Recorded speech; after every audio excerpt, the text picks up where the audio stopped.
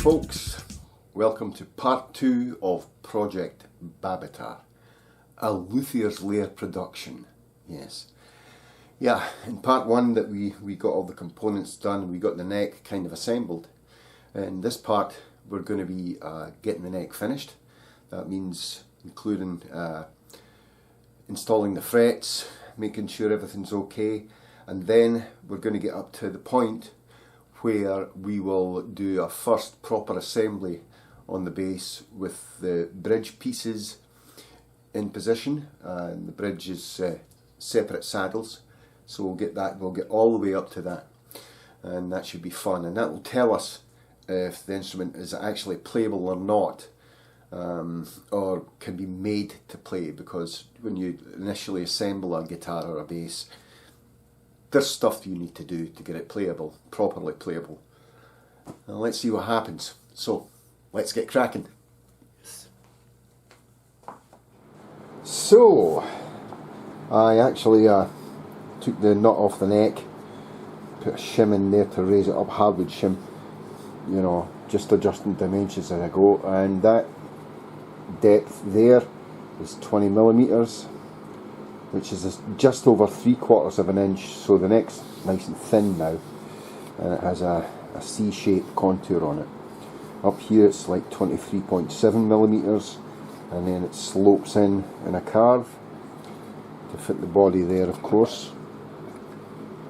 And the other thing I noted was that I couldn't get up to the high frets on the bass side of the guitar.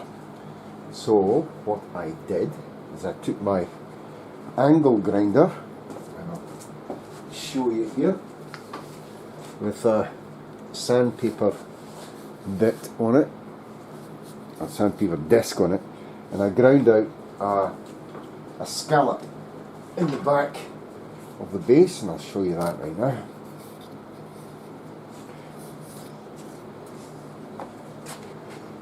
There you go there. Let's see if we can catch the shadows on that. There you go. You know, just ground that out. I haven't sanded it yet. It's just, you know, you have to get used to using the angle grinder to get a nice touch with it. And there you go, it leaves that sort of thickness on the neck pocket. This all needs tidied up, of course. But yeah, so now I can sort of get my finger round there and play way up here. So two functions, of course. You know, one, it looks really cool. It kind of adds, you know, beauty to the what's that sound? I hate this pine, but I didn't want to use a good piece of wood, you know, for prototyping. It'll be alright on the night, of course. If I make a finished product out of this, it'll be fine, but I just hate working with this sort of pine. Don't like it. Yeah, one, it makes the instrument look prettier, and two, it serves a functionality to allow the player to get up to the higher frets on the bass side of the guitar. So, let's go and swatch that together and see what we've got. Awesome. Okay, quick! There's no time to lose. You've got it? Sorry, Liam Neeson. Sorry, man. Excuse me. Yes, quick, no time to lose, because hurricane's coming, and I want to get this stained. Actually, it's probably going to miss us. We'll get maybe 50 mph winds and torrential rain. But hey, you know. Anyway. Why am I staining this? See, I'm preparing the fretboard to be stained. Well, I just want to get a good idea how it's going to look. I want to use this classic black. I bought this stain and I thought it'd be really good for something, and it turns out it is. So, well, it might not be. But you know, a nice rolled up piece of X t-shirt material, cotton, lint free. Okay, and we'll dip that into this stain here, and we'll smear it on the fingerboard. and you can see it darkens it, but it brings out the grain. And this has been sanded to 400 grit fingerboard. And what I'm going to do is I'm going to let this just sink in overnight. I just want to see how this will look. Actually, I'll let this piece, sorry about this, there we go, and that bit too. Yeah. I'll leave that, look how that comes out, isn't that really nice? Yeah, I'll leave that for like 10 minutes, let it sink in a bit, and then I'll do another coat. But look at that, isn't that nice? Doesn't that look nice? Yeah, oak looks nice. It's a bitch to work with, but that's the scrap I had, and that's what I'm making the prototype with, together with the crap pine body. And I won't use pine if this all comes to fruition. Actually, if I use something like swamp ash or poplar or something like that,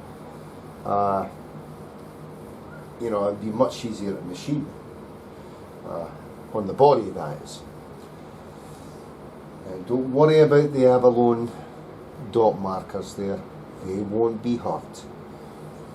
The stain cannot sink in to this material, so when I come to buff it up, they'll stick out like a sore thumb. So that's really good. And there you go. I like this classic black on oak.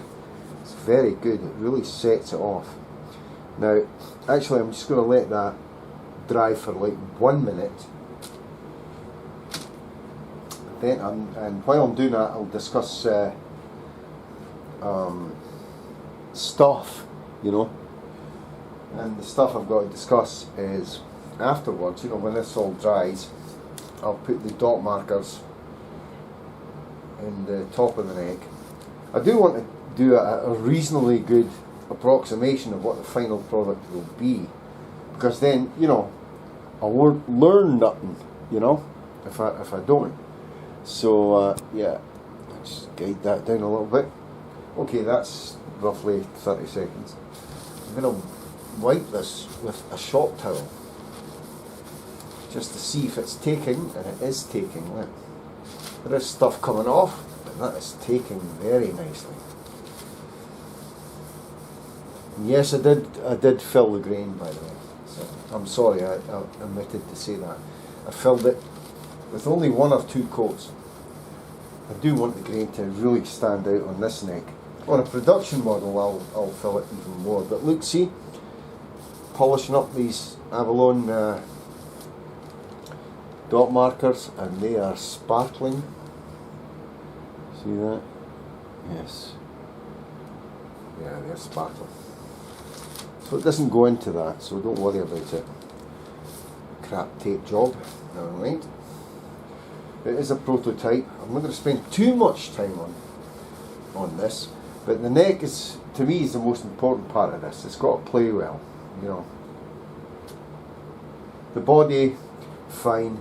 The neck, ooh, crucial. So let's get this neck, first of all, mechanically correct, and then looking good. We'll see what happens. Brilliant. Oh, by the way, do you think I should stain the next headstock too? Better not. Just wait. Aye then. Well, things have been drying up for a couple of hours. There's nothing coming off on that, although my hands are black, so I better check, really. There's a nice clean bit here. Nothing there. Okay, that's good. Let's just buff this up a little bit.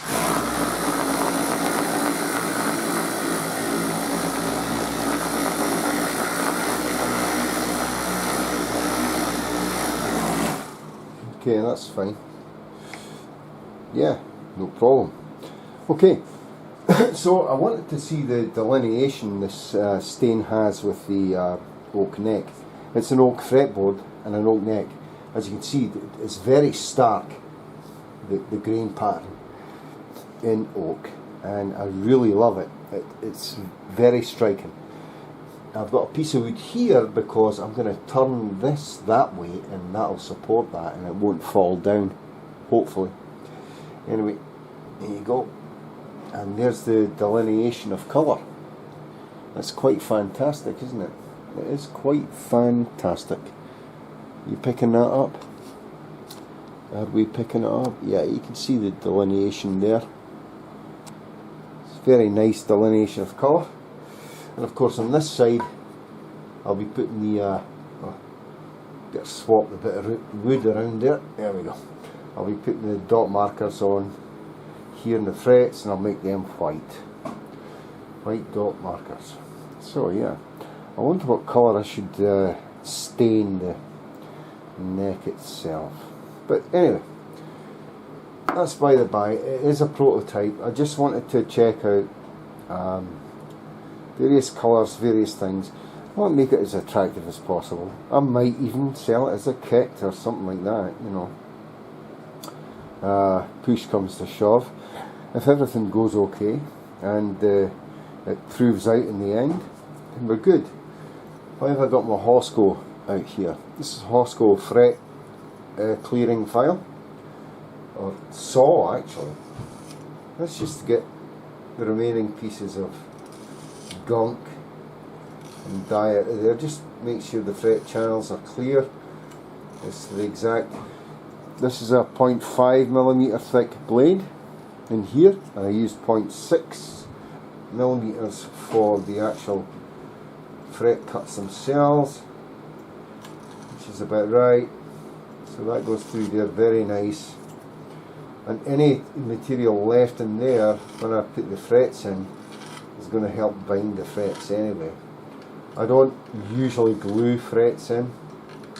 Some people like to dribble in a couple of drops of very thin cyano acrylate glue, so you can see the gunk coming off there. I don't, unless I absolutely have to put cyano in my fret slots. I'd rather not, but there you go. Doesn't that look fantastic? It looks really nice. Like I say, you know, oak is a hard wood to work with because of its grain, but its grain is very striking. So, and this is red oak, and it's fantastic. You can see there. It's very nice. What a cute little neck. I've said that many a time to many an unsuspect. Anyway, I'm not a vampire, and let's get on with it. Next. Oh, so here we are then. What are we going to be doing next? Well, we're going to be fretting the 25.5 inch scale Project Babitar neck. Quick rundown of the tools that I'm going to use. If you've seen my previous videos, you'll probably know, but let's take a quick rundown. Over here we've got the fret press itself, handheld, and different neck shoes here for the different neck contours. And all that is just opening this up and going, pressing the fret in, basically. There are big fret snips here for taking off the edges of the frets. Like I said, the heels there. My trusty Hosco miniature fret saw for taking out the gunk in the slots, which I've already cleared. And these are called tang snips, and they snip off the tang of the fret at the edges. And I'll just quickly show you what's been done with that. I've already done one there. See the edges there? They're snipped in. Okay. And of course the frets themselves to be installed. So let's go ahead and install some frets. And this will be a kind of a moment of truth also for how I judged how well the CNC machine with that tiny end mill cut the fret slot. If it sits good, if it sits flush, I know it did a good job. If it doesn't, I'm going to have to take the frets out, and I'll just use my Japanese hand fret saw to deepen the slots. So let's see what gives. go with the first one.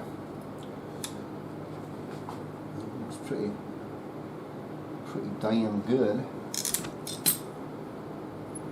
Just make sure this actually this can go that way a little bit.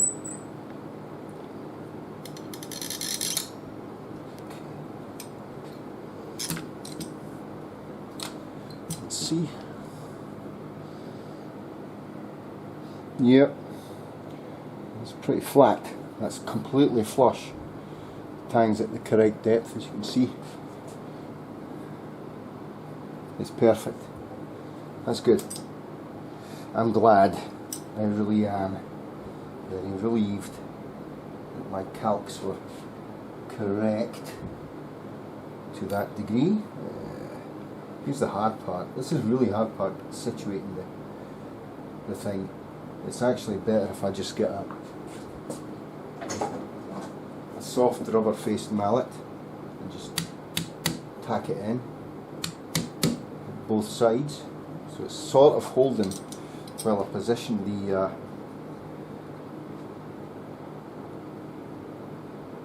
press above the fret, and then just squeakity squeak press that in. It's probably the best idea. I should have taken the tuning heads off, but hey, you know, I'm not smashing the crap out of it, so it should be fine. And that's another successfully inserted fret.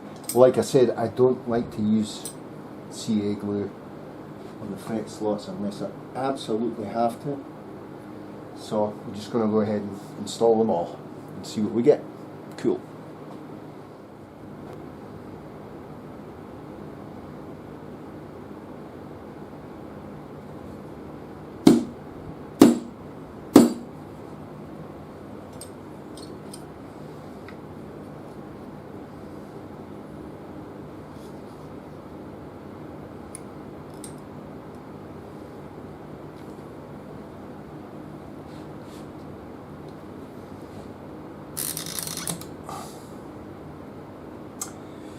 Okie doke, that's all the frets in.